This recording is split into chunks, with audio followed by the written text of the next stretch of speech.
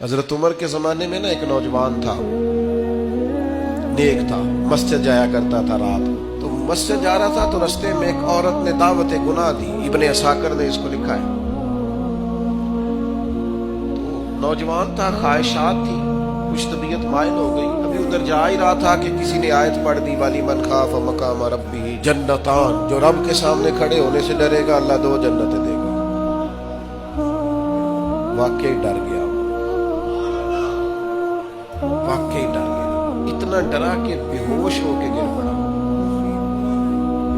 बीमारी से लोग बेहोश होते हैं, पैसे डूब गए बेहोश होते हैं, बच्चे के गम में बेहोश होते हैं। सच बताओ, कभी खौफे खुदा से भी बेहोश होता भी देखा? हमारे यहाँ तो रोजमर्रा ही नहीं है भाई। और बड़ी बातें हैं बेहोश होने की, डरने की, गश खाने की। बेहोश होके गिर पड़ा। बूढ़े बाप को किसी ने बताया बच्चा बेहोश पड़ा है, उठा के घर लाए। घर ला के कहा बेटा क्या हुआ? नौजवान है, चढ़ती जवानी है, पर पाकीज़ा बड़ी है।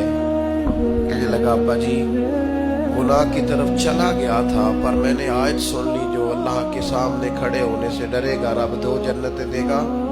मैं डर गया था, रब वाकई 2 जन्नतें देगा। बाप रो पड़े, अब्बा जी की आंखों में आंसू आए। उनका पुत्र अल्लाह बड़ा मेहरबान है, उसके वादे सच्चे हैं, वाकई 2 जन्नतें देगा।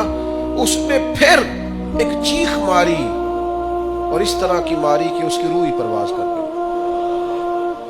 रूह ही परवाज कर गई। कुश्तगाने खंजरे तस्लीम रा, इश्क की खंजर से कत्ल हो गए लोग। सुबह हजरत उमर को पता चला कि उन्होंने तो रात जनाजा भी पढ़ दिया, तदफीन भी कर दी। जनाब उमर फरमाने लगे इतना नेक नौजवान खौफे खुदा से दुनिया से चला गया, मुझे क्यों नहीं बुलाया, मैं जनाजा पढ़ता। फारूक आजम फरमा रहे, मेरा शौक था मैं उसका जनाजा पढ़ता। हुजूर आपको तकलीफ नहीं दी? फरमाया बताओ कब्र कहाँ है? ते कामिल पीर उन्हां दे बाहू कब्र जिन्हां दी जीवे। हजरत फारूक आजम कब्र पे तशरीफ ले गए और खड़े होकर फरमाने लगे नौजवान मुझे उम्मीद है मेरे रब ने तुझे 2 जन्नतें दी होंगी। इब्ने असाकर खोल के देखो तारीख बगदाद ने क्या लिखा है।